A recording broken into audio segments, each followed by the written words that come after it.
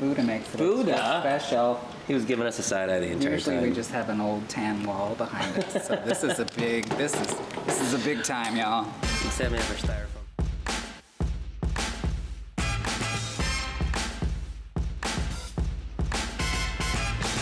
Hey y'all, it's Taylor. Welcome to a new episode of Talkin With Taylor. I'm joined today by royalty, the King of Siam, here in the King and I, Jose Llana. Yeah. Thank you so much for joining me today. Thank for having me. I've enjoyed talking to you all morning. Look at our set. Now this is You've invaded Buddha. This is I love it. extra, huh? Yeah. A little bit.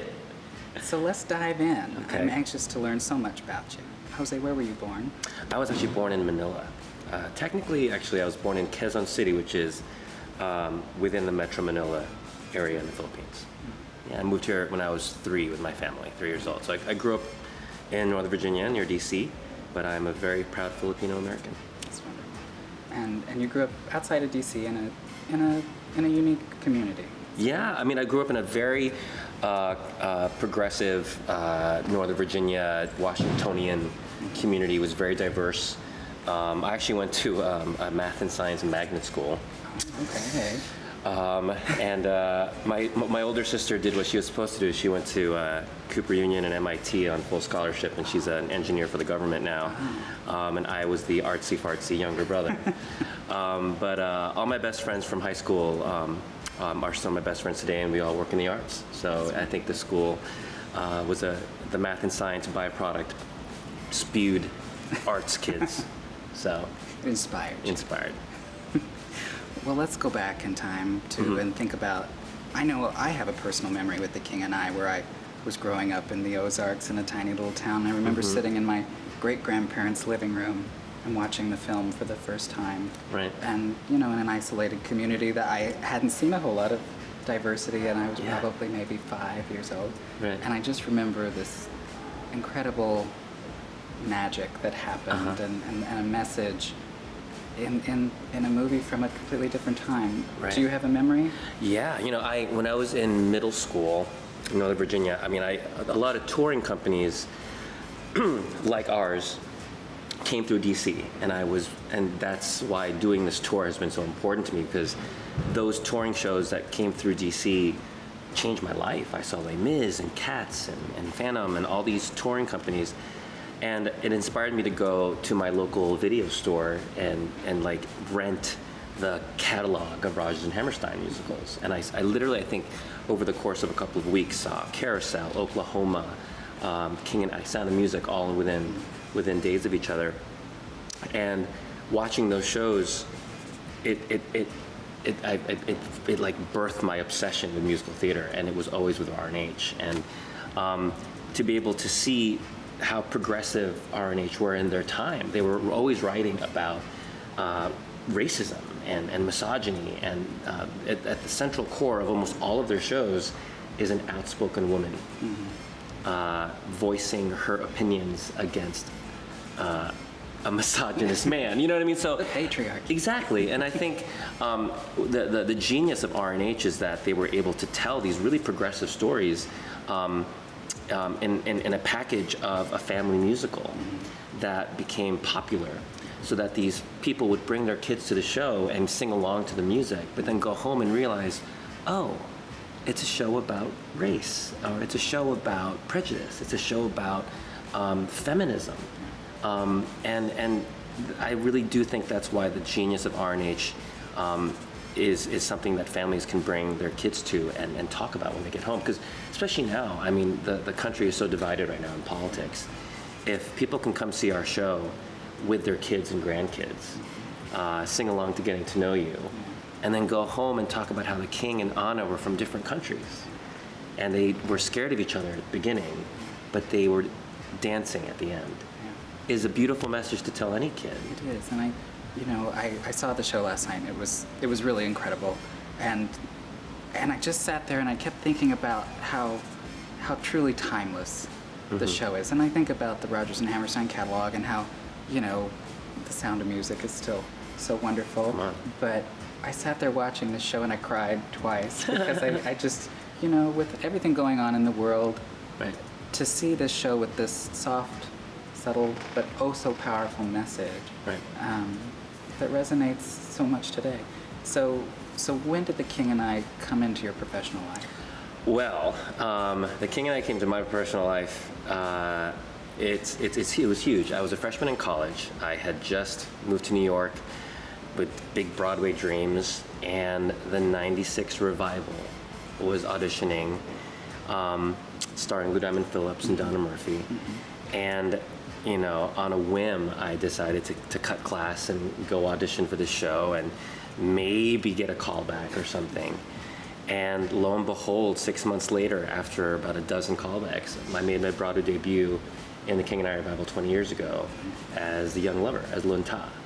So as a pimply 19-year-old, I literally, when someone literally hands your dreams in a box with a tight bow on top of it, The King and I will always be something special to me, and which is why, that first year of working and making my debut and becoming family with that first King and I company, to be asked to take over for Ken Watanabe in the Broadway this revival at Lincoln Center 2 years ago, it was like coming home, and especially for my parents and my sister and all my friends.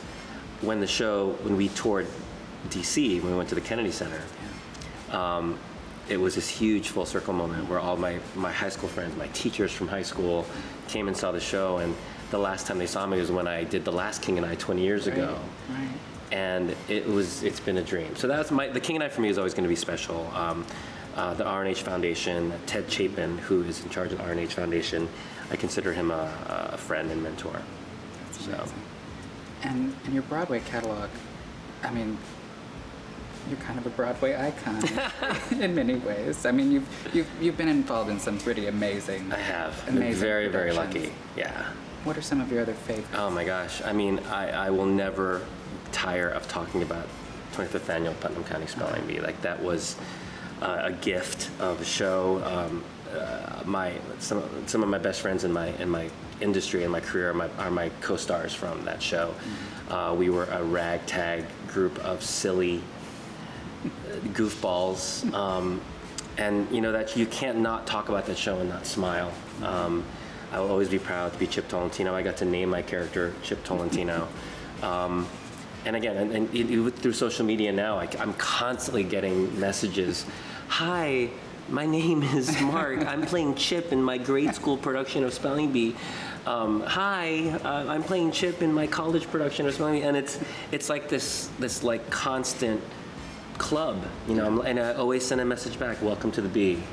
Yeah. And that's a wonderful thing. I did Rent for a year in New York. As an actor of color, I've been very fortunate. Like, the past 20 years have been obviously ups and downs, but I've been very, very lucky. So one role I want to know about, just for personal interest, and the fact that it celebrated its 20th anniversary recently. Okay. Sex and the City.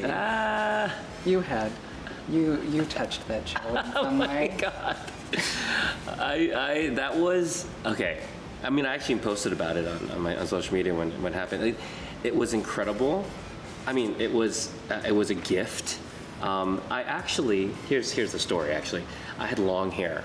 I had long hair for about 2 or 3 years, like long, like. And I had auditioned to play the part of, literally the name of the character was Long-Haired Assistant. Right, and it was the assistant to Alan Cummings' character, O. Yes. And the character's name was Long-Haired Assistant to O. And he was supposed to be Italian. Great role. Right? So I came in there, I get the audition, it's like all in Italian. And I'm like, what? And I go in there and I'm like speaking like this horrible Italian, and I'm like so flippant about it, and I'm making everyone laugh behind the table. And I leave, and I remember it was snowing in New York City. I was going to be late to make a flight to get out of the city, and I'm about to leave the building, and I get a tap on my shoulder, and they're like, they want you to come back in there and see. And I'm like, what? And they're like, no, just come in.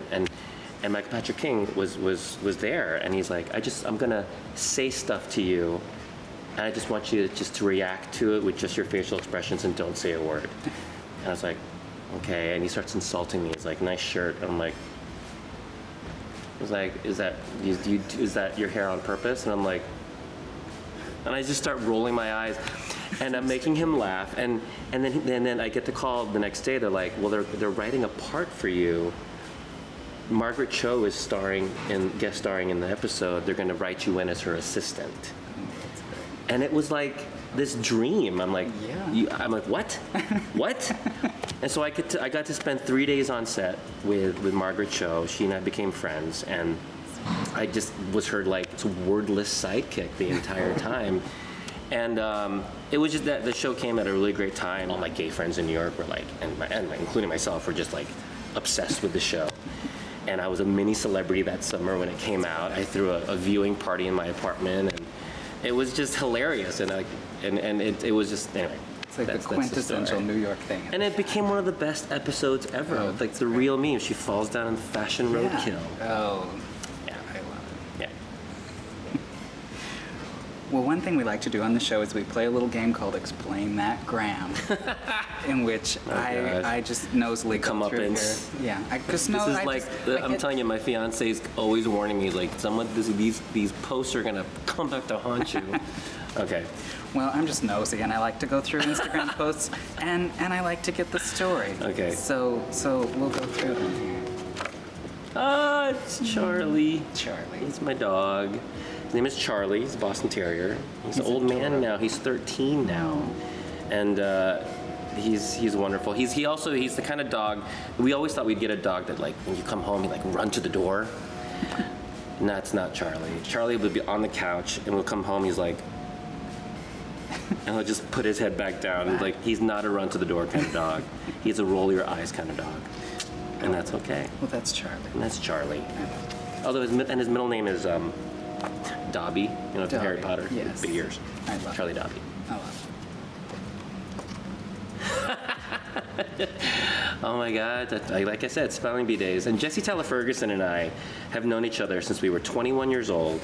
We did On the Town in Central Park together at the Delacorte, and we have been friends for that long. We've been friends longer than we've not been friends, and that was during our time in spelling bee. And I'm telling you, it's funny. I always tell people, it's like, our friends and my spelling bee friends, some of us are famous now, but like, you know, like Jesse's really famous now, and Dan Fogler's really famous now. Like, we will literally get together and we will revert back to when we all met each other and became just silly dorks together. And that's him. And that's Jesse. It's a special bond. Yeah, he's a good guy too. My niece and nephew.